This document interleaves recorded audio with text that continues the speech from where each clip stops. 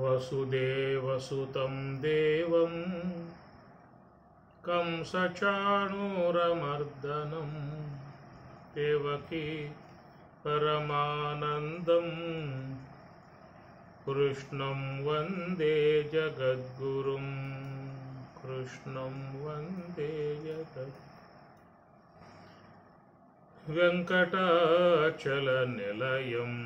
వైకుంఠపురవాసం పంకజనేత్రం పరమపవిత్రం పంకజనేత్రం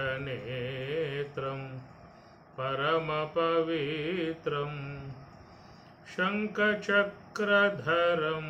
చిన్మయరూపం శంఖచక్రధరం చిన్మయరూపం వెంకటాచలనిలయం వైకుంఠపురవాసం అంబుజోద్భవ వినుతం అగణిత గుణనామం తుంబుర నారద గాన విలోలము తుంబుర నారద గాన విలోలం అంబుధిశయనం ఆత్మాభిరామం వెంకటాచలనిలయం వైకుంఠపురవాసం. భగవద్గీత 2వ అధ్యాయము సాంఖ్యయోగము. అవాచ్యవాదాంశ్చ బహూన్ వదిష్యంతి తవాహితాః నిందంతస్తవ సామర్థ్యం తతో దుఃఖతరం ను కిం హతో వా ప్రాప్స్యసే స్వర్గం జిత్వా వా భోక్ష్యసే మహీం తస్మాత్ ఉత్తిష్ఠ కౌంతేయ యుద్ధాయ కృతనిశ్చయః సుఖదుఃఖే సమే కృత్వా లాభాలాభౌ జయాజయౌ తతో యుద్ధాయ యుజ్యస్వ నైవం పాపం అవాప్స్యసి హతో వా ప్రాప్స్యసే స్వర్గం జిత్వా వా భోక్ష్యసే మహీం హతో వా ఒకవేళ హతో వా చనిపోయావా ప్రాప్స్యసి స్వర్గం స్వర్గాన్ని పొందుతావు. ఒకవేళ అథవా జిత్వా జయించితివేని భోక్ష్యసే మహీం కాబట్టి భూమండలాన్ని చక్కగా పరిపాలింపగలవు, సుఖభోగాలను పొందగలవు. తస్మాత్ ఆ కారణం చేత ఉత్తిష్ఠ లే కౌంతేయ యుద్ధాయ కృతనిశ్చయః యుద్ధాయ యుద్ధం చేయుటకు కృతనిశ్చయుడవై మరి ఉత్తిష్ఠ లెమ్ము అని చెప్పని పరమాత్మ ఇక్కడ అర్జునునికి ఒక ఉత్తేజపరిచే విధానముగా మరి యుద్ధం సన్నద్ధుని కమ్మని చెప్పని బోధిస్తున్నటువంటి అంశము. యుద్ధం పోరాటం అనేటువంటిది అనాదిగా జరుగుతున్నటువంటి విధానము. సృష్టిలో ఎక్కడ పడ్డా యుద్ధాలే, బాహ్య యుద్ధాలు ఉంటాయి, అంతర యుద్ధాలు ఉంటూ ఉంటాయి. కాబట్టి రాజ్యాలు కొల్లగొట్టడానికి మరి యుద్ధాల ద్వారా అనేక మందిని హతమార్చి వాళ్ళ యొక్క రాజ్యాలను చేపట్టుకునే విధానముగా యుద్ధాలు జరిగే విధానము. ముఖ్యంగా క్షత్రియులు అనేటువంటి వారు యుద్ధరంగంలో మరణించడానికే కోరుకుంటారు. వాళ్ళు ఇండ్ల కాడ మంచాల మీద పడి అసువులు బాగటానికి వాళ్ళు ఇష్టపడరు. యూరోచితంగా పోరాడి శత్రువులను సంహరించడము, వారి చేతులలో హతం కావటము అనే విధాయకంగా క్షత్రియులై ఉన్నటువంటి వారు ప్రధానంగా ఎప్పుడూ కూడా యుద్ధాన్ని వాళ్ళు వాంఛిస్తూ ఉంటారు. ఎప్పుడు యుద్ధం వస్తుందా, యుద్ధంలో పాల్గొందామా అనే విధాయకాలుగా వాళ్ళు ఆ క్షాత్ర విధానములో వాళ్ళకి చిన్నప్పటి నుంచి బోధించేటువంటి యొక్క అంశముల మీద వాళ్ళ ఆ విధంగా మరి యుద్ధ సన్నద్ధులుగా యుద్ధోన్ముఖులుగా ఉండే విధానం ఉంటుంది. ఇదొక అంశము. లోకంలో చూసినట్లయితే ఎక్కడ పడ్డా కూడా యుద్ధాలే. దేశ బోర్డర్లో ఆ దేశాలకి ఈ దేశాలకి నిరంతరంగా జరిగేటువంటి ఒక పోరాటాలు, ఈ దేశాన్ని ఆక్రమించే ఉద్దేశంతో విదేశీయులు ప్రయత్నం చేసే విధానం కాబట్టి మరి సైనికులుగా ఉన్నటువంటి వాళ్ళు కూడా చాలా వరకు యుద్ధంలోని అసూలు బాసి మరి వీర మరణాన్ని పొందే విధానంగా ఉన్నటువంటిది. ఇది ప్రతి దేశానికి ఉన్నటువంటి సమస్యే. కాబట్టి సైనికులు, ఆర్మీ ప్రతి దేశానికి ఉన్నారు. మనకు వచ్చేటువంటి ఆదాయంలో సగభాగం ఆర్మీ వాళ్ళకే పోతుంది. కాబట్టి దేశాన్ని కాపాడుకోవటానికి సైనికులను సిద్ధం చేస్తారు. ఇతర దేశ సొరబాటు కాకుండా అడ్డుకొని వాళ్ళు యూరోచితంగా వాళ్ళతో పోరాడి వాళ్ళని సంహరించడం, వీరు సావటము ఏదో జరుగుతున్నటువంటి విధానము. కాబట్టి అన్ని దేశాలకు ఉన్నటువంటి యొక్క సమస్యే ఇది. ఏ దేశంలో పడ్డ సైనికులు ఉంటారు, లక్షల మంది సైనికులను వాళ్ళు పోషించాల్సి ఉంటుంది, అనేక సదుపాయాలు చేయాల్సి ఉంటుంది. మరి ఈ ప్రకారంగా ప్రతి దేశంలో కూడా ఈ విధంగా సైనికులుండి దేశ రక్షణ, దేశాన్ని కాపాడుకోవాలనేటువంటి విధాయకాలుగా చేసేటువంటి యుద్ధములు అనే ఈ యుద్ధం చూసినట్లయితే దేవదానవుల యుద్ధం. ఎప్పుడు దేవతలకి దానవులకి జరిగేటువంటి పోరాటాలు పురాణాల్లో చూస్తూ ఉంటాం. నిరంతరంగా పోరాటాలే, దేవతలకి దానవులకి జరిగేటువంటి పోరాటాలు.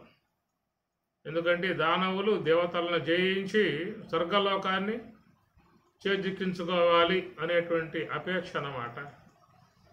ఎందుకంటే బాగా సుఖాలకు ఆలవాలమై ఉన్న ప్రదేశం కాబట్టి ఆ ప్రకారంగా మరి ఆ యొక్క సుఖభోగాలు పొందటానికి, అటు సకల సుఖాలకు నిలయమై ఉన్నటువంటి యొక్క దేవలోకాన్ని ఆక్రమించడానికి మరి రాక్షసులు చేసే ప్రయత్నం, దాని ద్వారా దేవతలు కూడా ధీరోచితంగా పోరాడి వాళ్ళని పారదోలడం మనం పురాణాల్లో చూస్తూ ఉంటాం.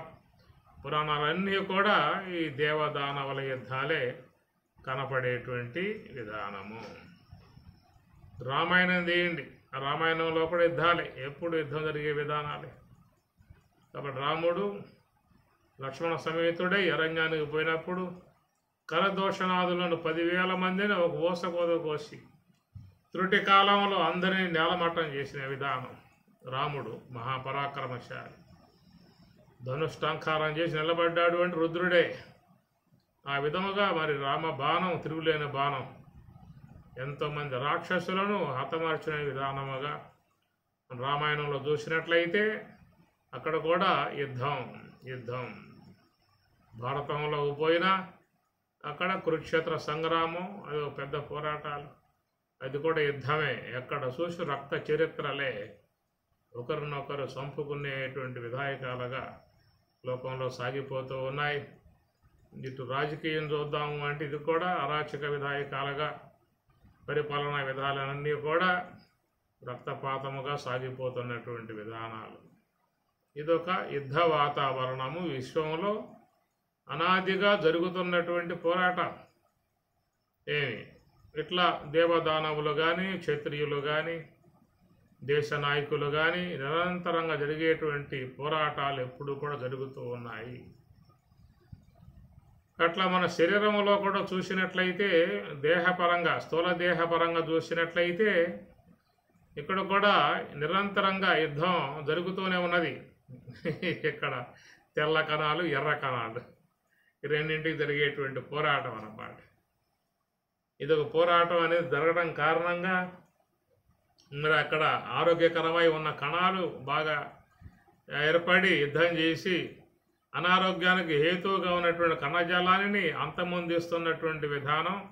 అది ప్రతిరోజు జరుగుతున్నటువంటి మహా పోరాటం మన శరీరంలో. అట్లా పోరాడి ఆ కణజాలం మనకి సంపూర్ణ ఆరోగ్యాన్ని, ఆయుష్ని ప్రసాదించే విధానముగా మన శరీరంలో జరుగుతున్నటువంటి పోరాటము.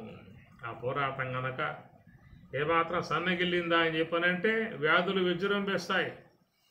వయసు పైబడిన తర్వాత ఎక్కువ వ్యాధులన్నీ కూడా విజృంభిస్తాయని చెప్పని అంటారు. ఎందుకంటే మరి ఆ యొక్క వ్యాధి నిరోధక శక్తిగా ఉన్న కణజాలానికి బలహీనత ఏర్పడ్డప్పుడు, ఇక వ్యాధి సంబంధమై ఉన్న కణజాలం విజృంభించినప్పుడు శరీరంలో అనేక రుగ్మతలు వచ్చి కూర్చునే పరిస్థితి అన్నమాట. కాబట్టి మన ఈ దేహంలో ఎప్పుడూ కూడా కణజాలం పోరాడుతూనే ఉంటుంది, ఆరోగ్యాన్ని కాపాడటానికి ప్రయత్నం చేస్తుంది అన్నమాట. ఒక శరీరముల మీద పుండు ఏర్పడినట్లయితే అది అక్షరకాలంలో ఆ దేహమే ఆ పుండు నయం చేసుకుని మళ్ళీ యథావిధిగా చేస్తుందని చెప్పని అంటే అది లోన ఉన్నటువంటి మరి ఆ యొక్క కణజాలం ఆరోగ్య సంబంధమై ఉన్నటువంటి ఈ ప్రకారం అనారోగ్యం కలగజేసేటువంటివి, ఆరోగ్యం కలగజేసేటువంటివి, ఈ రెండు కూడా నిరంతరంగా జరిగేటువంటి పోరాట విధానం శరీరములో మనకు తెలియదు. సాధారణంగా మనం ఏదో జీవిస్తున్నాం, వ్యవహారం చేస్తున్నాం, ఇది తింటూ ఉన్నాం, తింటా ఉన్నాం, చూస్తూ ఉన్నాం, కంటా ఉన్నాం, వస్తూ ఉన్నాం, పోతా ఉన్నాం. ఇంద్రియాలతో దేహ అవయవాలతో మనం పనులు మనం ఏం చేసుకోబోతూ ఉన్నాము. కానీ మనల్ని బతికించడానికి, మనల్ని కాపాడటానికి, మన యొక్క జీవనం సాగటానికి, సుఖ జీవితం గడపటానికి మరి ఈ విధంగా ఉండటానికి వెనకాల లోపల జరుగుతున్నటువంటి పోరాటం భీకర పోరాటం. ఆ భీకర పోరాటంలో మనల్ని కాపాడటానికి ఆ కణజాలం అంతా కూడా విజృంభించి ఎప్పుడూ కూడా రక్షణ కవచాలాగా ఏర్పడి ఉన్నటువంటి విధానము. అంత లెక్క ఆలోచన మనం సాధారణంగా చేయము, కానీ లోపల జరుగుతున్నటువంటి యుద్ధం మాత్రం అదే. కనుక స్థూల దేహ ఆరోగ్య రక్షణ కోసముగా ఎప్పుడు కణజాలం సిద్ధంగా ఉంటాయి, పోరాటానికి సిద్ధంగా ఉంటాయి. ఏమాత్రం కొన్ని కణజాలాలు వచ్చి పడ్డాయంటే అనారోగ్య హేతువున్నటువంటి వాటి మీద దాడి చేసి వాటిని చంపి పారేసి దేహాన్ని కాపాడే విధానముగా ఎప్పుడూ కూడా చేసేటువంటి విధానం పరమాత్మ మరి ఆ విధంగా నిర్మాణ విధానం చేశాడు. ఎట్లయితే ఈ యొక్క భూమండలానికి భూమికి ఓజోన్ పొర అనే విధానంగా అది ఉండి ఎట్లా జీవుల్ని ఎల్లప్పుడూ కూడా కాపాడుతూ ఉన్నదో అంటూ ఉంటారు. ఓజోన్ పొర విశ్వమంతా భూమండలం అంతా వ్యాపకమై ఉన్నది, దట్టముగా అది అల్లుకొని ఉన్నది. సూర్యకిరణాలని అతి నీలలోహిత సూర్యకిరణాలను నేరుగా ఈ భూమి మీద పడనివ్వకుండా మరి ఆ యొక్క ఓజోన్ పొర అనేటువంటిది ఆరోగ్యకరమై ఉన్నటువంటి పొర సూర్యకిరణాలని బాగా తీక్షణత తగ్గించి మానవులు జీవించడానికి యోగ్యముగా ఉన్నటువంటి పరిధి వరకే ఆ యొక్క వేడి మరి ఆ యొక్క సూర్య కాంతి అనేది మరి జీవులకు ఇబ్బంది లేకుండా ఉండే పరిస్థితిగా వచ్చే విధానంలో ఓజోన్ పొర కిరణాలతో పోరాడి వాట్లను ఆరోగ్యకరంగా ఉండేట్లుగా వచ్చే విధానం మాత్రమే చేస్తూ ఉందని. అయితే ఓజోన్ పొర అనేది కూడా చిల్లులు పడతా ఉంది, బెజ్జాలు పడతా ఉంది, రంధ్రాలు పడతా ఉంది అని చెప్పని కూడా చెబుతూ ఉన్నారు. ఈ మానవుడు చేసే వ్యవహారాన్ని బట్టి, వీడు చేసే నానా రకాలై ఉన్నటువంటి వృత్తులను బట్టి, విష సంబంధమై ఉన్నటువంటి యొక్క వాయువులని వినియోగంలోకి వదలటం కారణంగా అనేక మాలిన్యాలని ఈ ఆకాశంలో వదలటం కారణంగా మరి సమస్త విశ్వానికి రక్షణ కవచముగా ఉన్నటువంటి ఓజోన్ పొర అనేటువంటిది కూడా బెజ్జాలు పడుతుంది, తూట్లు పడతా ఉంది, రంధ్రాలు పడతా ఉన్నాయి అని చెప్పి అంటూ ఉన్నారు. ఇదంతా వైజ్ఞానికులు చెప్పేటువంటి యొక్క మాటలు. ఆ విధంగా కనుక అయ్యిందా అంటే లోకంలో ఏ ప్రాణి జీవించే అవకాశం ఇక ఉండదన్నమాట, సమాప్తి. ఎందుకంటే కిరణాలు మహా తీక్షణంగా వస్తూ ఉన్నాయి సూర్యుడి నుంచి. అవి అయితే నీలలోహిత కిరణాలు అని చెప్పని అంటారు. ఈ దేహం మీద పడ్డాయంటే దేహంలో దూసుకుపోతాయి, శరీరంలో దూసుకుపోతాయి, శరీరాన్ని మొత్తం కాల్చిపారేసే విధానం అంతటి తీక్షణతతో ఉన్నటువంటి కిరణాలు కాబట్టి అవి ఆ యొక్క ఓజోన్ పొర అనేది అంత తీక్షణంగా రానివ్వకుండా తగు మాత్రంగా వచ్చి జీవులకు ఇబ్బంది లేని పరిస్థితిగా చేసే విధానం పోరాటం జరుగుతూ ఉన్నది. ఓజోన్ పొర నిరంతరంగా మన కోసంగా అది పోరాటం చేస్తున్నటువంటి విధానం. ఈ ప్రకారంగా చూస్తే ఎక్కడ పడ్డ విశ్వంలో అన్ని చోట్ల కూడా పోరాటాలు. దిగ్బలం క్షత్రియ బలం బ్రహ్మతేజో బలం ఏకేన బ్రహ్మదండేన సర్వాస్త్రాని హతాని మే. ఎప్పుడు విశ్వామిత్రుడికి వశిష్ఠుడికి వైరం. వశిష్ఠుడేమో ఆయన శాంతిగా ఉండే విధానం, సహనంతో ఉండే విధానం. ఎందుకు రాబ్బాయి నీకు నాకు వైరం, నీ పాటికి నువ్వు ఉంటూ ఉన్నావు, మంచిది ఉండు, నా జోలికి ఎందుకు వస్తావు అని అంటాడు వశిష్ఠుడు. ఎందుకంటే బ్రహ్మర్షి కాబట్టి ఆయనలో కేవలం దైవీ గుణాలు ఉంటాయి, సాత్విక సంబంధ గుణాలు ఉంటాయి. ఈ సాత్విక సంబంధమై ఉన్న గుణాలు శాంతినే కోరుకుంటాయి, సహనాన్ని కోరుకుంటాయి, సామరస్యాన్ని కోరుకుంటాయి, సహృద్భావాన్ని కోరుకుంటాయి. మామూలుగా దైవీ గుణాలు అనేటువంటి లక్షణం అంతవరకే. వైరాలకు సిద్ధపడదు, కాలు దువ్వదు. ఎవరైనా వైరానికి సిద్ధపడ్డా కానీ నచ్చజెప్పి, వద్దురా అబ్బాయి ఇది మంచిది కాదు, దీనివల్ల అనర్థం ఏర్పడుతుంది, ఇరువురం బాధపడాల్సి వస్తుంది అని చెప్పి నచ్చజెప్పి చేసేటువంటి ప్రయత్నం ముఖ్యంగా సాత్వికులుగా ఉన్నటువంటి వాళ్ళకు ఉంటుందన్నమాట. పరమాత్మ కూడా చెప్పాడు కదా, రాయబారి నిమిత్తంగా పోయి ఎందుకు ఈ విధంగా గొడవ పెంచుకుంటారు, అకారణ వైరాల వల్ల, యుద్ధాల వల్ల కొన్ని లక్షల మంది యువకులు చనిపోయే విధానం ఉంటుంది. కాబట్టి యువకులే ముఖ్యంగా యుద్ధానికి వచ్చేది, వృద్ధులు పెద్దగా రారు. మన ఉపన్యాసాలకైతే వృద్ధులు ఎక్కువ మంది వస్తారు, యువకులు రారు. కానీ యుద్ధానికి మాత్రం వృద్ధులే ఎక్కువ మంది, యుద్ధానికి మాత్రం ఎక్కువ మంది యువకులే వస్తారన్నమాట. కాబట్టి యువకులు పూర్వకాలంలో చనిపోవడం కారణంగా మరి వర్ణ సంకరము అని, వర్ణ భ్రష్టాత్వం అని, ఇలాంటివన్నీ కూడా చెలరేగే పరిస్థితులు ఉన్నాయి. ఎందుకంటే మరి పతి లేకపోతే ఆమె గారు మరి ఇంకా వేరే విధాయకాలకు ఇబ్బందులు పడే పరిస్థితులు చాలా వస్తాయి. కాబట్టి అందుచేత పరమాత్మ కూడా ఎందుకురా యుద్ధం చేసుకోవటం అనవసరంగా, అందరూ కలిసి ఉంటే పోతుంది కదా. కాబట్టి మీరు పరిపాలన చేసుకోండి, వాళ్ళు పరిపాలన చేసుకుంటారు, అందరూ హాయిగా ఉండండి. ఈ మరి యుద్ధాలు వస్తే ముఖ్యంగా దాన్ని చాలామంది చనిపోయే పరిస్థితి. ఇంటికాడ చక్కగా హాయిగా మన వాళ్ళతో ఆటలాడుకుంటూ ప్రశాంతంగా భగవద్ ధ్యానముతో గడుపుకునేటువంటి యొక్క వయసులో ఉన్నటువంటి భీష్మ ద్రోణాదులు కూడా పెద్ద ఇబ్బంది పడే పరిస్థితి ఏర్పడుతుంది. కాబట్టి దీనివల్ల జన నష్టం జరుగుతుంది, యువకులందరూ చనిపోతారు, వర్ణ సంకరం ఏర్పడుతుంది, కులభ్రష్టం ఏర్పడుతుంది, ఇవన్నీ కూడా అనేక ఇబ్బందులు కలిగే అవకాశం ఉంటుంది. నా మాట వినండి, ఇరువురు కూడా రాజీ పడండి, అందరూ కూడా శాంతి సుఖాలతో ఆనందంగా ఉండమని చెప్పని కృష్ణ పరమాత్మ చాలా వరకు చెప్పి చూశాడు. ఎంతవరకు చెప్పాలో సామదాన భేద దండోపాయాలుగా నాలుగిటిని కూడా ఉపయోగించి ఆయన మరి ఎంతగానో వాళ్ళకి చెప్పి చూశాడు. కానీ దుర్యోధనుడు ఏంటంటే నాకు యుద్ధమే కావాలి, యుద్ధమే నా మనసు కోరుకుంటూ ఉన్నది, అందువల్ల యుద్ధాన్ని సిద్ధం చేయండి, రాయబారం అంగీకరించను, దీనికి సంధిని ఒప్పుకోను, యుద్ధాన్ని నేను ఒప్పుకుంటూ ఉన్నాను, యుద్ధమే సిద్ధం కావాలి అని మరి దుర్యోధనుడు అనేటువంటి వాడు గట్టిగా చెప్పేశాడు. యుద్ధమే యుద్ధం, యుద్ధం తప్పదు అని చెప్పాలి. ఎందుకంటే రజోగుణం ప్రకోపించి ఉన్నటువంటి వాళ్ళ మనస్తత్వాలు ఎప్పుడు కూడా ఈ విధంగానే ఉంటాయి, గమనించండి. కావాలంటే కొన్ని కుటుంబాలు ఉన్నాయి నిరంతరంగా సాగేటువంటి యొక్క పోరాటాలు.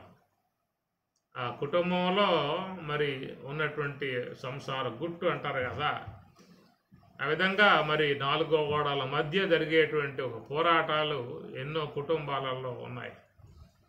ఎందుకంటే మరి ఇరువురు కూడా సాత్విక విధానం కలిగి ఉన్నట్లయితే ఏదన్నా విషయం మంచిగా చెప్పుకుంటారు, సామరస్యంగా చెప్పుకుంటారు, ఇద్దరు కూడా మరి సౌహృద్భావనగా చెప్పుకొని కలిసి జీవనం చేసే విధానంలో శాంతియుతంగా పోయే విధానం ఉంటుంది.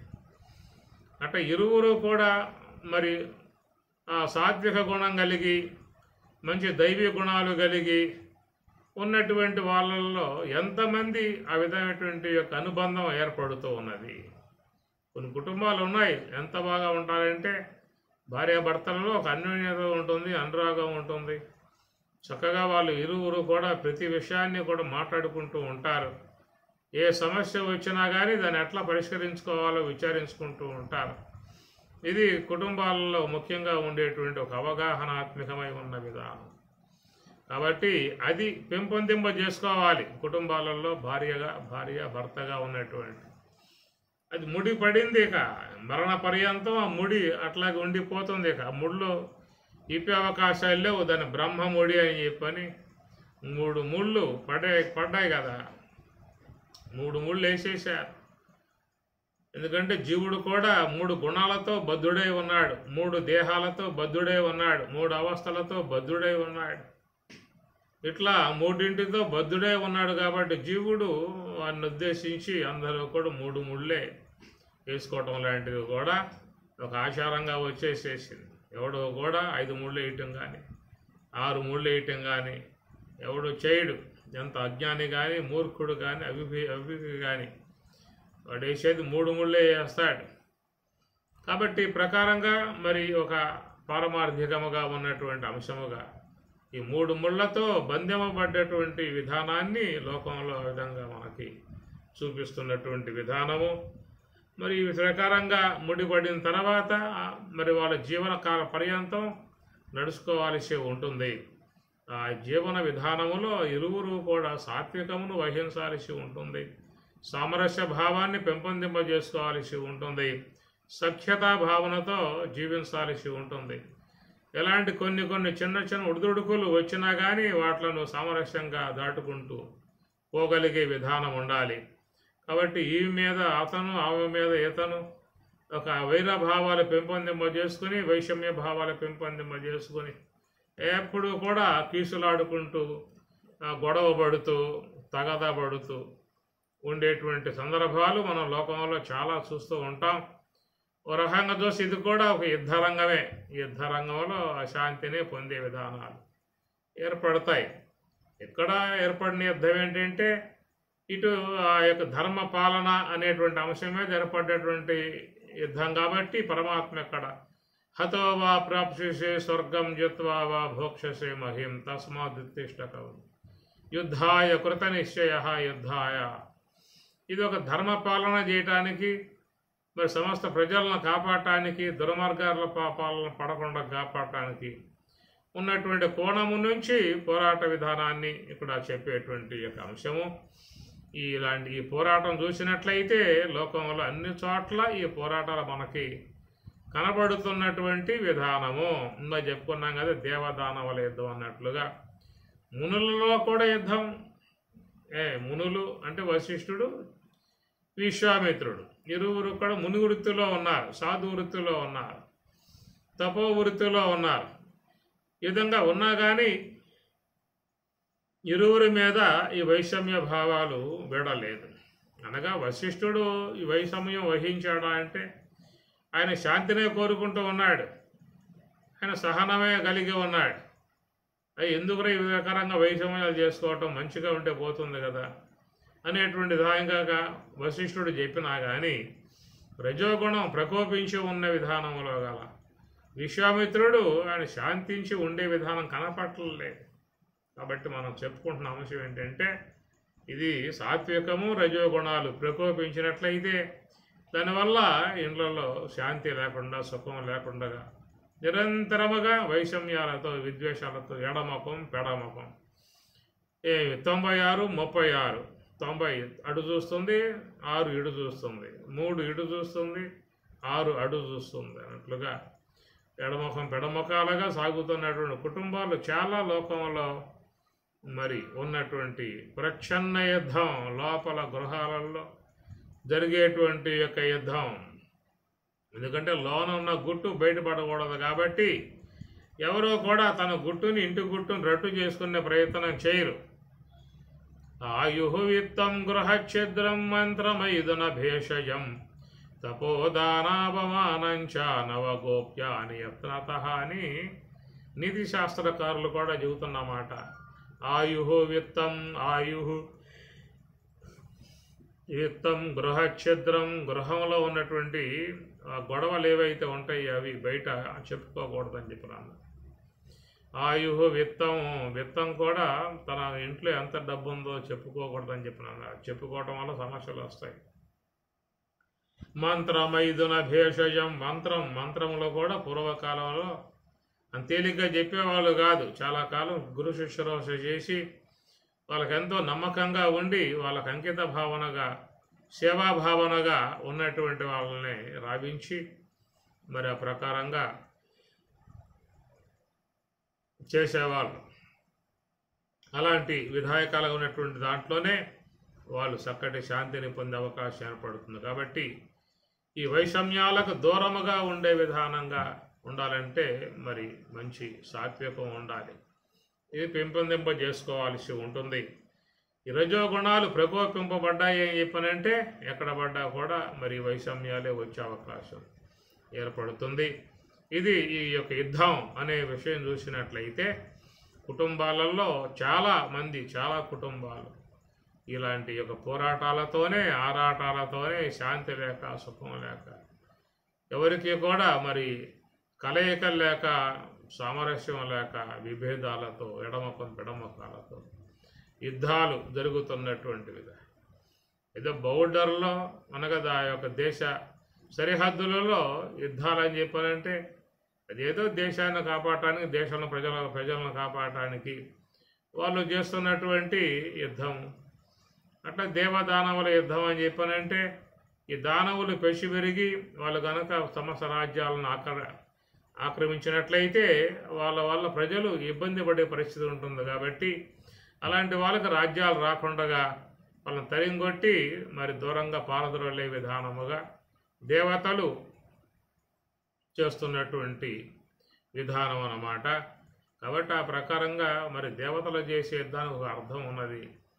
అటనే బౌద్ధ యొక్క దేశ సరిహద్దులలో జరిగేటువంటి యుద్ధాలకు ఒక అర్థం పరమార్థం ఉన్నది. కానీ కుటుంబాలలో జరిగే యుద్ధాలకు ఏంటి పరమార్థం, దానికి ఏంటి అర్థం పరమార్థం? అందుచేత మరి అవగాహన రాహిత్యం ఉండటం కారణముగా ఆధిపత్య పోరు, నా మాటే అందరు వినాలి, నేనే గొప్పగా భావింపబడాలి, నా మాటే అందరూ కూడా జవదాడుకుని నడుచుకోవాలి అనేటువంటి విధాయకాలుగా వచ్చినప్పుడు మరి అక్కడ కూడా పోరాటాలు ఆరంభమవుతాయి. అందుచేత యుద్ధం అనేది చూసినట్లయితే ప్రతి కుటుంబంలో ఈనాడు మనం చూస్తున్నటువంటి విధానం, అన్నదమ్ములలో చూస్తూ ఉన్నాం, అక్క చెల్లెలలో చూస్తూ ఉన్నాం, భార్యాభర్తలలో చూస్తూ ఉన్నాం, బంధువులలో చూస్తూ ఉన్నాం. ఎప్పుడు కూడా ఏదో దాని గురించి మానవులు విభేదించుకుంటూ వైషమ్యాలతోనే జీవితాలు అట్లా గడిచి వెళ్ళిపోతూ ఉన్నాయి. ఈ విశ్వం నుంచి నిష్క్రమణం చేసి వెళ్ళిపోతూనే ఉన్నారు. కాబట్టి వెళ్ళిపోయేటువంటి ప్రయాణం అది తథ్యమై ఉన్నది, నిశ్చయమై ఉన్నది, వెళ్ళిపోవాల్సే ఉన్నది. ఇక మళ్ళా రావటం అనే విషయానికి మాత్రం నమ్మకాలు లేని వ్యవహారము. ఎప్పుడు వస్తాడు, ఎలా వస్తాడు, ఏ రూపకంగా వస్తాడో, సముద్రాల్లో పడతాడో, నదుల్లో పడతాడో, లేక మురుగు కాలువల్లో పడతాడో, అరణ్యాల్లో పడతాడు, ఎక్కడ పడతాడో తెలియనటువంటి ఒక అనూహ్యమై ఉన్నటువంటి అంశం. అలాంటి దీర్ఘకాలికముగా అనంతకాలముతో ముడిపడి మరి జీవులు ఆ విధంగా పోయి ఆ నరక కోపంలో అజ్ఞానాంధకారంలో పడాల్సి ఉంటుంది. అసూర్య నామతే లోక అంధ్యన తమసావృతాః తాంతే ప్రత్యాభిగచ్చంతి. ఆశ్రయ సంబంధమై ఉన్నటువంటి యొక్క లోకాలకి వీళ్ళు మరి పోయి పడిపోయేటువంటి పరిస్థితిగా చెప్తున్నటువంటి విషయం. కాబట్టి మరి ఇక్కడ యుద్ధం అనేటువంటి విషయం చూసినప్పుడు యుద్ధం అనేది లోకంలో మనం మరి ధర్మ పోరాటాలు చేసేది ఒక యుద్ధం అయితే, దేశ సంరక్షణ చేసేది మరొక యుద్ధం అయితే, అవన్నీ కూడా ప్రజలకు ఉపకరించేటువంటి విధాయకాలు. మరి అవి కొంతవరకు సాగాల్సి ఉంటుంది. కోర్టుల్లో జరిగేటువంటి కూడా యుద్ధాలే, వకీలు చేసేటువంటి వాదోపవాదాలు కూడా వాగ్యుద్ధం. ఆ వాగ్యుద్ధంలో మరి సత్యాన్ని నిలబెట్టే విధానంగా అక్కడ పోరాటాలు జరుగుతూ ఉంటాయి. కాబట్టి ప్రకారముగా ఇవన్నీ లోకములో దేవదానవులకు యుద్ధము, దేశాలకు యుద్ధము జరిగే విధానాలలో ఏదో కొంత దేశ ప్రయోజనాలు కానీ అభివృద్ధి కానీ అవన్నీ దాంట్లో నిలిచి ఉన్నటువంటి విధానము. కానీ కుటుంబాలలో జరిగేటువంటి యుద్ధములకు మాత్రం అది అశాంతి, బాధ, దుఃఖము, ఎడముఖం పెడముఖముగా ఎవరు కూడా శాంతిగా ఉండే విధానం లేకుండా, ఇక పిల్లలు ఉన్నట్లయితే ఆ పిల్లలు కూడా చాలా సఫర్ అయ్యే పరిస్థితి, వాళ్ళు కూడా బాధపడే పరిస్థితి. ఇది ఎడిపోతుందో, ఎక్కడికి పోతుందో, ఏమైపోతుందో, మన పరిస్థితి ఏమిటి, మన చదువులు ఉంటాయి లేవా, మన భవిష్యత్తులు ఉంటాయి లేవా అనేది కూడా మరి ఆ పిల్లల్లో కలిగేటువంటి యొక్క ఆందోళన. ఇవన్నీ ఉండే విధానం ఉంటుంది. కాబట్టి మరి ఈ ప్రకారంగా ఇరువురిలో కూడా ఒక సామరస్య భావాన్ని, సాత్విక భావాన్ని పెంపొందింపజేసుకొని ఎక్కువ వ్యక్తి అవగాహన కలిగి ప్రవర్తించాల్సి ఉంటుంది. అవగాహన లేనటువంటి కోణము నుంచే ఇవన్నీ కూడా, ఈ పోరాటాలన్నీ కూడా వస్తూ ఉంటాయి.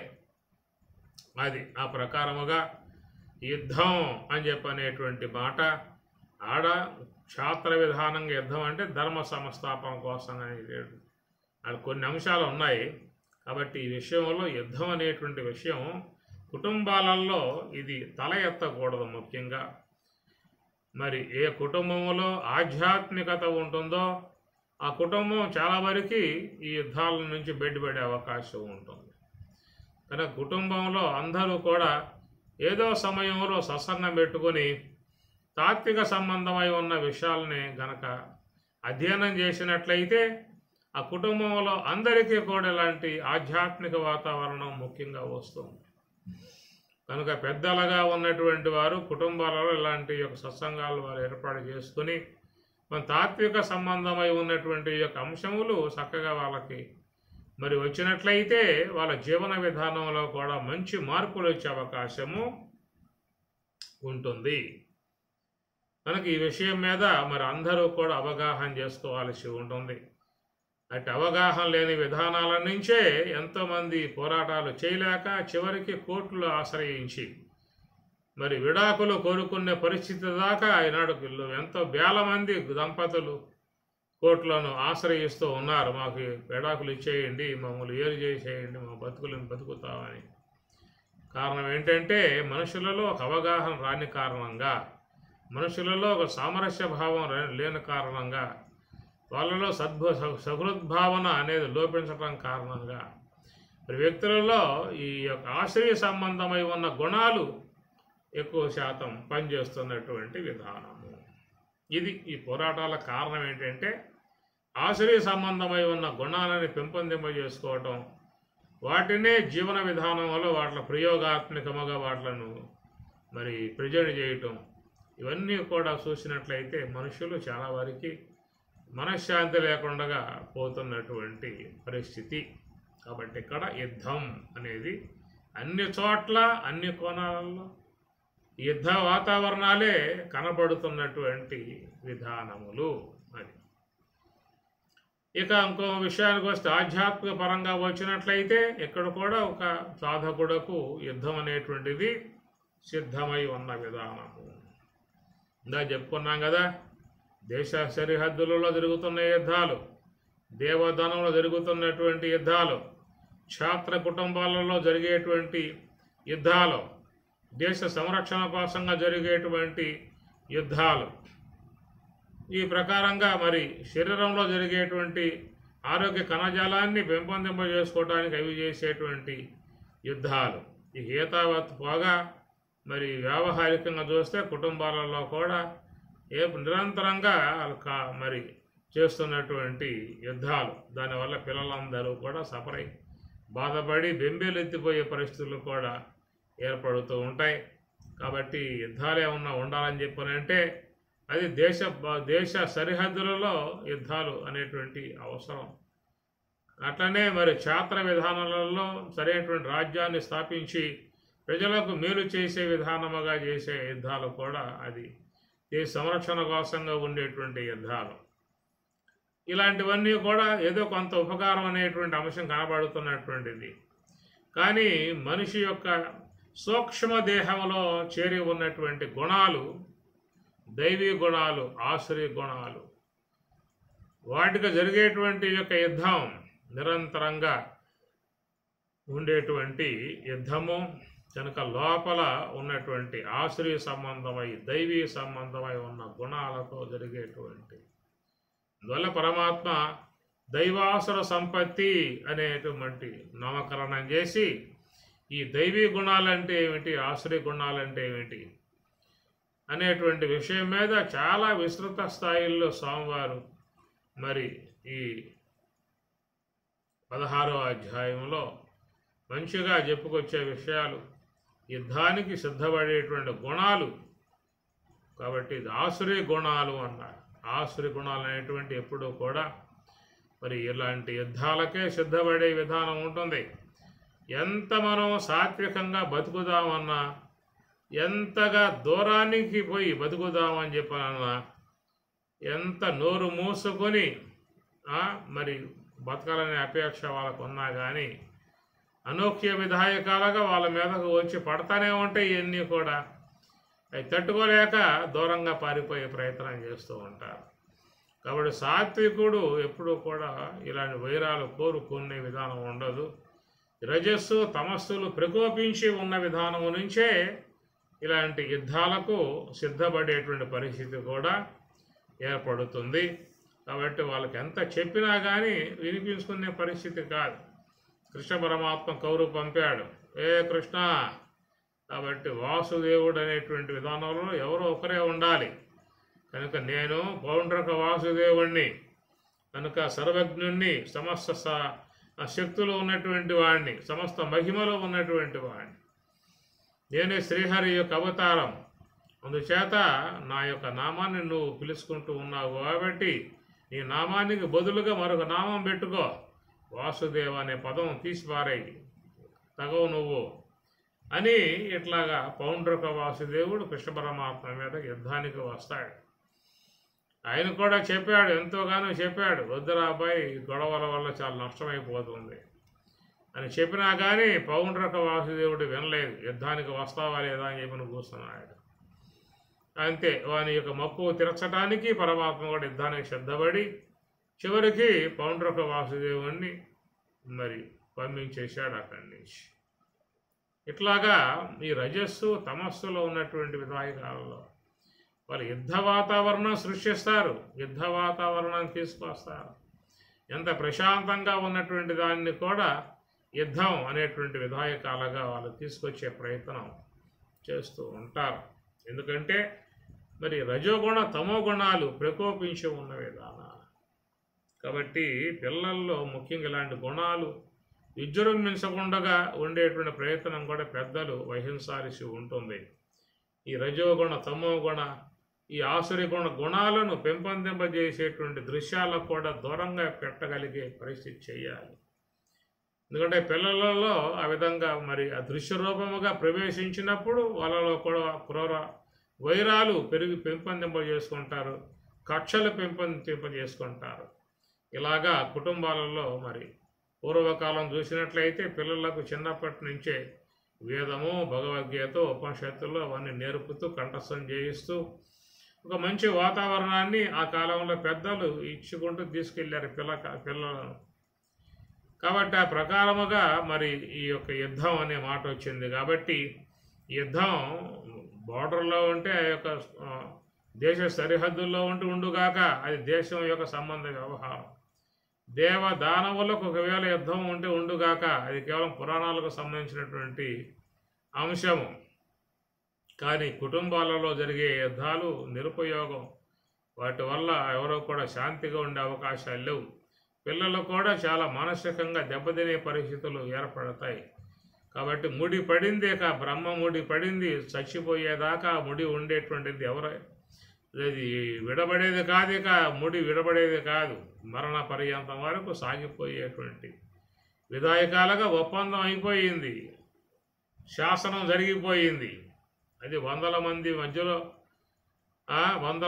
మధ్యలో ఆ యొక్క పబ్లిక్గానే జరిగిపోయింది. కాబట్టి దాని విషయాలలో ఇరువురు కూడా అవగాహనతో ఉండి బతకగలిగితే మంచి మార్గం వచ్చే అవకాశం ఏర్పడుతుంది. కాబట్టి మరి యుద్ధం అనేటువంటి విషయం మన ఎక్కడ పరమాత్మ చెబుతున్నటువంటి అంశం.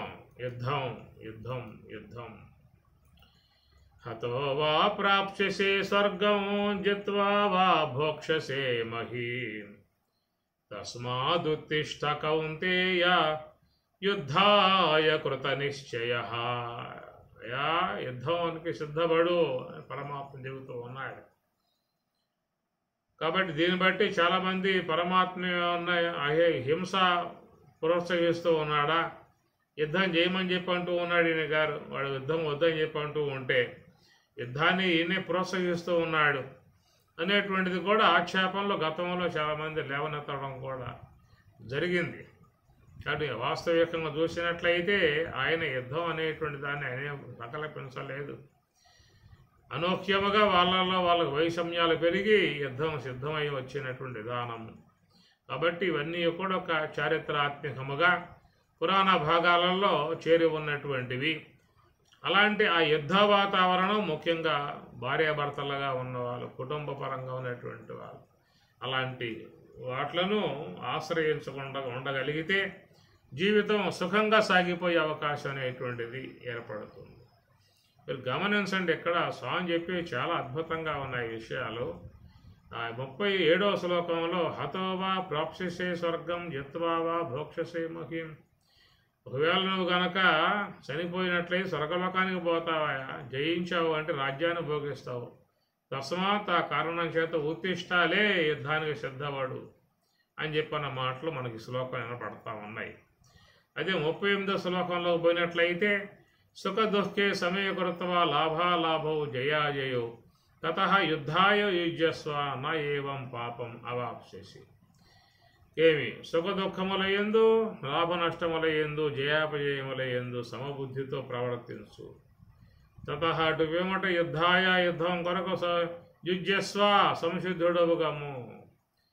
యుద్ధముకు యుద్ధానికి సిద్ధుడవు అయ్యావనుకో, దానివల్ల నా ఏవం పాపం అవాప్స్యసి, నువ్వు పాపాన్ని పొందేదంటూ ఏం ఉండదు అని చెప్పనే విషయాలు చెప్పుకుంటూ వచ్చినప్పుడు చివరిలో ఏం చెప్పాలి స్వామివారు ముగింపజేసినప్పుడు, ఇంతవరకు నీకు యుద్ధం యొక్క సంబంధమై ఉన్నటువంటి యొక్క ధర్మనిష్టను, యుద్ధం యొక్క కర్తవ్య నిష్టను నీకు చెప్పటం జరిగింది అనే మాటలు ముఖ్యంగా స్వామివారు వాడాలి.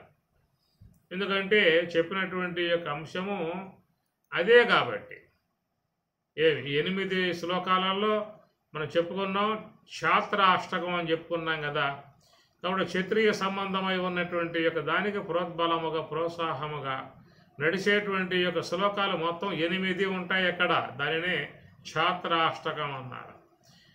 అందువల్ల 8 శ్లోకాలలో కూడా చూసినట్టయితే చాలా వరకు యుద్ధం యుద్ధం యుద్ధం అనేటువంటి అనే మాట వినబడతా ఉన్నది. స్వధర్మము యావేచ నవికంపితం మరహస్ తస్మాత్ యుద్ధాత్ శ్రేయ అని యుద్ధాత్ యుద్ధం యుద్ధం యుద్ధం అని చెప్పి మాటలు చెప్పుకుంటూ వచ్చినప్పుడు ఇక అంశం ముగింపజేసిన తర్వాత ఆయన ఏం చెప్పాలి చివరికి ఏం చెప్పని, అండ్ నీకు ఈ యొక్క కర్తవ్య నిష్టయే ఉన్నటువంటి యొక్క యుద్ధ సంబంధమై ఉన్నటువంటి విషయాన్ని నీకు చెప్పడం జరిగింది అనేటువంటి విషయం ప్రధానంగా చెప్పాల్సి ఉంటుంది. కానీ ఇక్కడ 39వ శ్లోకంలో ఆ మాట వాడలేదు. ఏమన్నాడు అంటే, ఏషాతే అభిహిత సాంఖ్యే బుద్ధి, అభిహిత సాంఖ్యే సాంఖ్యమునందున్నటువంటి యొక్క విషయాన్ని గురించి నీకు చెప్పటం జరిగింది అనేటువంటి మాట వాడతాడు. ఇమాం శృణు బుద్ధ్యాయుక్తో ఏ పార్థ కర్మబంధం ప్రహాస్యసి. బుద్ధ్యాయుక్తో ఏ యొక్క బుద్ధితో కూడుకున్నట్లయితే కర్మబంధము నుంచి ప్రహాస్యసి విడబడగలవో, నీకు అలాంటి కర్మయోగమై కర్మ సంబంధమై ఉన్నటువంటి యొక్క అంశం నీకు చెప్పబోతున్నానని చెప్పేసి 39వ శ్లోకంలో సంధి శ్లోకముగా వచ్చే శ్లోకం ఇది. కాబట్టి ఇదేమిటంటే యుద్ధం సిద్ధంగా అనేటువంటి విషయముగా మరి ఇంతవరకు జరుగుతున్నటువంటి యొక్క శ్లోకాలలో వస్తున్నటువంటి అంశము. చివరికి స్వామివారు చెప్పినప్పుడు చాలా క్లారిటీ ఉంది అక్కడ. ఏషా అతే అభిహిత సాంఖ్యే బుద్ధి. కాబట్టి సాంఖ్య సంబంధమై ఉన్నటువంటి యొక్క బుద్ధి యొక్క సంబంధమై ఉన్నటువంటి విషయాన్ని నీకు ఇంతవరకు అభిహిత చెప్పటం జరిగింది అని చెప్పి అంటూ ఉన్నాడు. అసలు వాస్తవికంగా చెప్పింది ఏమిటి? ఈయన నువ్వు యుద్ధం చేయాలి, సుధర్మశావేశ నవికంపితం మరహసి ధర్మ్యాద్ యుద్ధాశ శ్రేయ క్షత్రియస్య నవిద్యతే అని చెప్పనంటూ యుద్ధ సంబంధమై ఉన్నటువంటి యొక్క విషయమంతా ప్రోత్సహించి చెప్పినప్పుడు ఇక ఇంతవరకు ఛాత్ర సంబంధమై ఉన్నటువంటి కర్తవ్య నిష్టయై ఉన్నటువంటి యుద్ధం యొక్క విషయమై నీకు చెప్పడం జరిగింది అని చెప్పి ముందుకు వెళ్ళాల్సి ఉంటుంది. కానీ ఇక్కడ ఆ మాటలు వాడలేదు. ఏమంటే ఏషా అతే అభిహిత సాంఖ్యే బుద్ధి. కాబట్టి అభిహిత సాంఖ్యే బుద్ధి, సాంఖ్యమునందు ఉన్నటువంటి ఏ యొక్క బుద్ధి ఉన్నదో ఆ బుద్ధి యొక్క సంబంధ అంశము నీకు అభిహిత చెప్పటం జరిగిందని చెప్పిన అన్నాడు. కాబట్టి సాంఖ్యం అంటే ఏమిటి?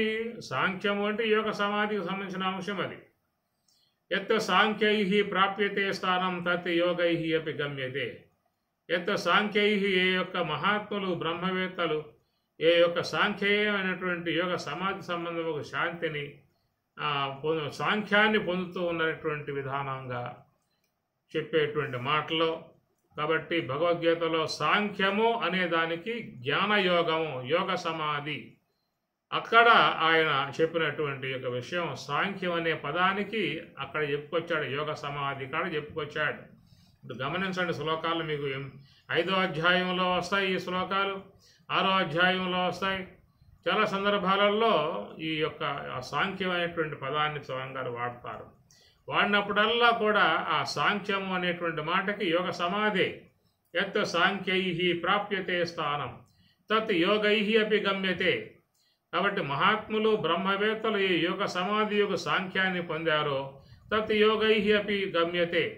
అలాంటి యొక్క దానిని యోగం చేసేటువంటి వాళ్ళు కూడా అచిరకాలంలో పొందే అవకాశం వాళ్ళకి ఏర్పడుతుంది అనేటువంటి మాట. కాబట్టి భగవద్గీత ప్రకారంగా చూసినట్టయితే సాంఖ్యము అని చెప్పనే మాటకి యోగ సమాధి, దాన్నే జ్ఞాన సమాధి లేదా తురీయము అనేటువంటి దానికి దగ్గరగా సాంఖ్యము అనే పదాన్ని స్వామివారు మీ గీతలో చెప్పటం జరుగుతున్నది. మరి ఇలాంటి యోగ సమాధి సంబంధమై ఉన్నటువంటి సాంఖ్యమై ఉన్నటువంటి విషయం ఉండగా ఇక్కడేమన్నాడు, ఏషాతే అభిహిత సాంఖ్యే బుద్ధి యోగేతు ఇమాం శృణు. ఇంతవరకు నీకు ఈ సాంఖ్యమునందు ఏ విషయం ఉన్నదో నీకు ఆ విషయాన్ని చెప్పడం జరిగింది అనేటువంటి మాట ఇక్కడ చెప్తున్నటువంటి విషయము. 8 శ్లోకాలలో ఛాత్రాష్టకముగా క్షత్రియ విధానముగా నువ్వు యుద్ధం చేయాలి, యుద్ధం చేయకపోతే నిన్ను మరి అపహాస్యం చేస్తారు, అపకీర్తి పాలవుతావు, మరణం కంటే కూడా చాలా దారుణమై ఉండే విధానం అని చెప్పనంటూ ఈ యొక్క యుద్ధం యొక్క సంబంధమై ఉన్న విషయాన్ని ప్రోత్సహించినప్పుడు చివరిలో అయ్యా నీకు ఇంతవరకు క్షాత్ర సంబంధమై ఉన్న యుద్ధాన్ని నీకు చెప్పడం జరిగిందనే మాట వాడాలి అని ఆ మాట ఇక్కడ రాలేదు. ఏషాతే అభిహిత సాంఖ్యే బుద్ధి. కాబట్టి సాంఖ్య సంబంధమై ఉన్నటువంటి యోగ సంబంధమై ఉన్నటువంటి తురియం యోగ సమాధికి సంబంధించినటువంటి ఆ సాంఖ్య అంశాన్ని ఇక్కడ స్వామివారు ఉటంకించి ఇంతవరకు నీకు ఈ విషయం చెప్పడం జరిగింది అనేటువంటి మాట చూసినట్లయితే చాలా విరుద్ధముగా ఉన్నటువంటి యొక్క అంశం. ఓ పక్క నువ్వు క్షత్రియుడవు, యుద్ధం చేయి, శత్రువులను జయించు, వాళ్ళని సంపు, లేదు నువ్వన్నా నువ్వు చనిపోతే నీ స్వర్గం అన్నా వస్తుంది, జయించావని రాజ్యం వస్తుంది అనే విధానంగా యుద్ధ సంబంధమై ఉన్నటువంటి విషయాన్ని ప్రోత్సహించే విధానంగా ఉన్నప్పుడు ఇదెట్లా ఏషాతే అభిహిత సాంఖ్యే, ఇంతవరకు నీకు జ్ఞాన సంబంధమై ఉన్న సాంఖ్యాన్ని చెప్పడం జరిగిందని చెప్పనే మాట ఎట్లా వాడబడుతుంది అన్న కోణంలో మనం చూసినట్లయితే ఇక్కడ ప్రధానంగా చెప్పేటువంటి యొక్క యుద్ధం అది జ్ఞాన సంబంధమై ఉన్న యుద్ధము. కాబట్టి భగవద్గీత అనేటువంటి ఉత్కృష్టమై ఉన్న గ్రంథములో మరి ఆ యొక్క సమస్త ఉపనిషత్తుల సారమై ఉన్నటువంటి భగవద్గీతలో ప్రతి అంశము కూడా ఆధ్యాత్మిక కోణములోనే అర్థం చేసుకోవాల్సి ఉంటుంది. అది అందువల్ల ఎక్కడ ఈ మాట ప్రకారం ఏషాతే అభిహిత సాంఖ్యే బుద్ధి కనుక సాంఖ్యం అన్నటువంటి యొక్క బుద్ధి ఆ అంశాన్ని గురించి ఇంతవరకు నీ యొక్క అభిహిత చెప్పడం జరిగిందనే మాట చూసినట్లయితే ఇదంతా ఏంటంటే జ్ఞాన సంబంధమై ఉన్నటువంటి యుద్ధముగా గ్రహించుకోవాల్సి ఉంటుంది. ఇది జ్ఞాన యుద్ధం. ఎట్లా దేవదానవులకు నిరంతరంగా పోరాటం ఉన్నదో అట్లా స్వదేశీయులకు విదేశీయులకు నిరంతరముగా మరి అక్కడ ఏమి ఆ యుద్ధం అనేటువంటిది ఎట్లా వాళ్ళకైతే ఉన్నదో రాజ్య వ్యవహారాల విషయంలో క్షత్రియులు ఏ ప్రకారంగా నిరంతరముగా పోరాటం చేసే విధానముగా యుద్ధం జరుగుతూ ఉన్నదో అలాంటి విధాయకంగానే ఆత్మరాజ్యాన్ని అధిరోహించాలనే అపేక్ష ఉన్నటువంటి వారు కూడా యుద్ధం అనేటువంటిది చేయాల్సి ఉంటుంది. అలాంటి ఆ యొక్క పారమార్థికమై ఆత్మ యొక్క అనుభవాన్ని పొందే విషయంలో అనాత్మతో చేసేటువంటి ఏ పోరాటం అనేది ఉన్నదో ఆ పోరాటానికి సంబంధించిన అంశముగా మనం ఈ శ్లోకాలని అర్థం చేసుకోవాల్సి ఉంటుందన్నమాట. కాబట్టి ఇక్కడ ఏమన్నారని చెప్పానంటే హతోవా ప్రాప్స్యసే స్వర్గం జత్వా వా భోక్షసే మహీం తస్మాత్ ఉత్తిష్ట కౌంతేయ. ఉత్తిష్ట లే అనేటువంటి మాట ఉపనిషత్తుల్లో కూడా ఈ మాట వస్తుంది. ఉత్తిష్ట జాగృత ప్రాప్యవరాన్ నిబోధత క్షురస్య దారా నిశిత దుర్గ పద తత్కవయో వదంతి. కాటకవల్లి ఉత్తిష్టాలే అని చెప్పని అంటూ ఉంటారు. ఉత్తిష్టాలే యుద్ధానికి సిద్ధం కమ్ము అనే మాట. కాబట్టి ఇది కేవలం ఒక సాధకుల విషయములో వచ్చేటువంటి అంశం, ఆధ్యాత్మిక కోణములో వచ్చినటువంటి అంశం. అనాత్మతో మరి పోరాడి ఆత్మరాజ్యాన్ని అధిరోహించడానికై చేసేటువంటి యుద్ధం. ఇది జీవితంలో అంత తేలిగ్గా లభ్యమయ్యేటువంటి యొక్క యుద్ధము కాదు. ఇది అందరికీ లభ్యమయ్యేటువంటి యుద్ధము కాదు. ఎందుకంటే సరైనటువంటి గురువు లభ్యమైనప్పుడే వాళ్ళకి ఇలాంటి యొక్క మార్గాన్ని బోధించే అవకాశం ఉంటుంది తప్ప, సరైనటువంటి గురువు లభ్యం కాక కేవలం పామర విధాయకమైనటువంటి గురువులు ప్రాప్తించినప్పుడు వాళ్ళ ద్వారా వచ్చేటువంటి సందేశం కూడా, అంశాలు కూడా అది భ్రాంతిజన్యమై ఉన్నటువంటి వస్తాయన్నమాట. అలాంటి వాటిలోనే చాలామంది భక్తి విధానములో మరి మోక్ష విధానములో సరైన అవగాహన లేకుండా మరి అటు గడిపేసుకుంటూ పోతున్న విధానం. కాబట్టి అవిజ్ఞాతే జన్మ నష్టం, విజ్ఞాతే జన్మ సార్థకం అని శంకరులు చెబుతారు. అవిజ్ఞాతే జన్మ నష్టం. కాబట్టి ఈ విషయంలో ఎలాంటి యొక్క అవగాహన లేకుండా పొరపాటుగా జీవితం కనుక నడుచుకుంటూ పోయిందా అని చెప్పనంటే అది జన్మ నష్టం అన్నాడు. విజ్ఞాతే జన్మ సార్థకం. జన్మ నష్టం అయిన తర్వాత మళ్ళీ తిరిగి దానిని చేజిక్కించుకోవాలని చెప్పినట్లయితే అది చాలా సంకులమై ఉన్నటువంటి విధానాలకు కనబడతా ఉన్నాయి. వెనకాల ప్రకృతి యొక్క సట్రంలో అంత తేలిగ్గా అనుకున్నంత తేలిగ్గా అదేమి మనకి అందుబాటుకు వచ్చే అవకాశాలు ఏమి లేవు. చాలా చాలా దీర్ఘకాలం గడిచిన తర్వాతే తిరిగి మరలా విషయంలోకి ఈనాడు వచ్చినట్లుగా రావటం అనేటువంటి అంశం. ఎందుకంటే మనకంటే ముందుగా కొన్ని కోట్ల కోట్ల కోట్ల జీవులు శరీరాలు వదిలి అవి కూడా దేహాల కోసంగా పరితపిస్తున్నటువంటి విధానం. ఎందుకంటే దేహం పోయిన తర్వాత మరి లోన ఉన్నటువంటి యొక్క జీవుడికి పరితాపం ఏర్పడుతుందేమో అనుకుంటా, అనగా దేహం పోయిందని పరితాపం ఏర్పడుతుందేమో. అలాంటివి మనం చూస్తూ ఉంటాం. గాలి సోకిన విధానాలుగా వాళ్ళు ఆ శరీరంలో పెట్టేటువంటి యొక్క గందరగోళం అంతా కూడా చూస్తే ఆశ్చర్యపడే పరిస్థితి ఏర్పడుతుంది. కనుక వాళ్ళ దేహం పోగొట్టుకున్న తర్వాత తిరిగి మరలా దేహం రావాలని చెప్పని వేరే వాళ్ళ దేహంలో ప్రవేశించి చేస్తున్నటువంటి కార్యకలాపాలు మన లోకంలో గాలి సంబంధ విషయాలుగా చెప్పేటువంటి విధానాలు. కాబట్టి ఆ ప్రకారముగా అవిజ్ఞాతే జన్మ నష్టం, విజ్ఞాతే జన్మ సార్థకం. అందుచేత ఆ విషయంలో అందరూ కూడా మరి ఆ యొక్క జిజ్ఞాస వహించి మోక్షాపేక్ష వహించి ఉన్న కాలాన్ని మరి తాత్విక విధానంలో మోక్ష విధాయకంలో దాన్ని నడపటానికి సిద్ధపడాలి. దాని విషయంలో అనాత్మ యొక్క అనాత్మతో ఉన్నటువంటి యొక్క అనుబంధాన్ని దాన్ని తెంచుకొని మరి తన యొక్క వ్యక్తిత్వాన్ని నివృత్తి మార్గంలో పయనింపజేసుకోవాలి. సోహంభావ ధ్యానములో ఉండాలి. అనాత్మ వచ్చి పడుతూ ఉంటుంది. ఎంత వచ్చినా కానీ దానిని దూరంగా పెట్టేసే మరి యొక్క సాధన, కర్మయోగ సాధన అనేది చేయాల్సి ఉంటుంది. కాబట్టి ఇది జ్ఞానపరంగా ఉన్నటువంటి యుద్ధము అనే విషయం. కనుక యుద్ధాలు లోకంలో చాలా రకాలుగా చాలా అంశాలలో చేరి ఉన్నటువంటివి. శ్రీమన్నారాయణుడు కేవలం చూసినట్టయితే అవతారాల విధానాలలో ఆయన యుద్ధాలకే సిద్ధపడే లోకంలోకి ఆయన వస్తున్న విధానం. ధర్మ సంస్థాపనార్థాయ అనేది ముఖ్యంగా ఆయన గారు ప్రతిజ్ఞ పూని ఉన్నాడు. ఏ పరిత్రాణాయ సాధూనా వినాశాయ దుష్కృతాం ధర్మ సంస్థాపనార్థ.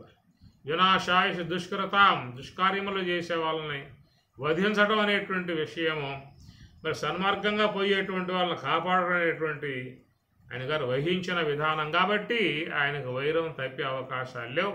ఆ యొక్క మరి రాక్షసులతో పోరాటం చేసే విధానమే ఆయనకు ఒక పక్షంలో ఉన్నటువంటి విధానము. అది విష్ణువుకి చేరి ఉన్న యుద్ధం, పరమశివునికి చేరి ఉన్నటువంటి యుద్ధం. అది ఆ పరమేశ్వరుడుగు శ్రీమన్నారాయణునికి చేరి ఉన్నటువంటి యుద్ధం. అది ఆయన లోక సంరక్షణార్థమై చేసేటువంటి యుద్ధం అయితే, ఇక్కడ మనం మరి ఆత్మోన్నతిని పొందటానికి, సర్వాత్మన భావన పొందటానికి, బ్రహ్మము యొక్క భావన పొందటానికి చేసేటువంటి జ్ఞాన యుద్ధం ఇది. హతో వా ప్రాప్స్యసే స్వర్గం. అర్జున, ఒకవేళ సాధనలో ఈ ధ్యాన యుద్ధములో, జ్ఞాన యుద్ధములో, సోహంభావ ధ్యాన యుద్ధములో ఒకవేళ నువ్వు కనుక అసూలు బాసినట్లయితే నీవు మరి స్వర్గలోకాన్ని అలంకరిస్తావు, స్వర్గలోక ప్రాప్తిని పొందుతావు అన్నాడు. హతోవా, హతోవా అంటే చనిపోయినట్లయితే. ఇక్కడ యుద్ధం అంటే ఏం చెప్పుకున్నాం మనం? మనస్సుని నివృత్తి మార్గంలో ప్రయాణం చేసి ఆత్మ యొక్క అనుభవాన్ని పొందే విధానముగా చేసేటువంటి యొక్క పోరాటాన్ని ఇది జ్ఞాన యుద్ధముగా చెప్పేటువంటి మాట. మరి జ్ఞాన యుద్ధములో అనాత్మతో పోరాటం అనేటువంటిది తప్పనిసరిగా ఉంటుంది. ఎంతటి వారైనప్పటికీ కూడా అనాత్మతో పోరాటం చేయకుండా ఉండే అవకాశాలు లేవు. అనాత్మతో పోరాడి దాన్ని జయించి మరి ఆ యొక్క 4వ సోపానముగు యోగ సమాధి యొక్క సోపానాన్ని అధిరోహించి ఉన్నటువంటి విధానములో పూర్తిగా అతడు విజయుడై ఉన్నటువంటి విధానం. కాబట్టి ప్రతి ఒక్కరూ కూడా ఆత్మరాజ్యాన్ని అధిరోహించడానికి చేసే ప్రయత్నములో అనేక అంశములు, అనేక అజ్ఞాన సంబంధమైన వృత్తులు అడ్డుపడుతూ ఉంటాయి, ఇబ్బంది పెడుతూ ఉంటాయి. వాటితో చేయాల్సినటువంటి యొక్క పోరాటం వినే విధానములో చివరికి హతోవా ప్రాప్స్యసే స్వర్గం. ఒకవేళ లోన ఉన్నటువంటి యొక్క జీవత్వం కనుక అంతరించినట్లయితే, ఇక్కడ హతోవా చనిపోయినట్లయితే అనే మాట ఏంటంటే క్షాత్ర విధాన బాహ్య యుద్ధములో శరీరాన్ని దాలించడం, శరీరాన్ని విసర్జించడం అనేటువంటి అంశం. ఇక్కడ జ్ఞాన యుద్ధములో అనాత్మను పూర్తిగా దునియాడటం అనేటువంటి అంశం వస్తుంది. చేసినప్పుడు లోన ఉన్నటువంటి జీవుడైతే ఉన్నాడో ఆ జీవత్వం పూర్తిగా అంతరిస్తుంది. కాబట్టి జీవత్వం అంతరించనిదే బ్రహ్మత్వం సిద్ధించే అవకాశం లేదు. కాబట్టి జీవుడుగా ఉన్నంతకాలం మరి ఆ దేవుడు జీవుడు ఇరువురు కూడా వేరుగా ఉండే విధానం ఉంటుంది.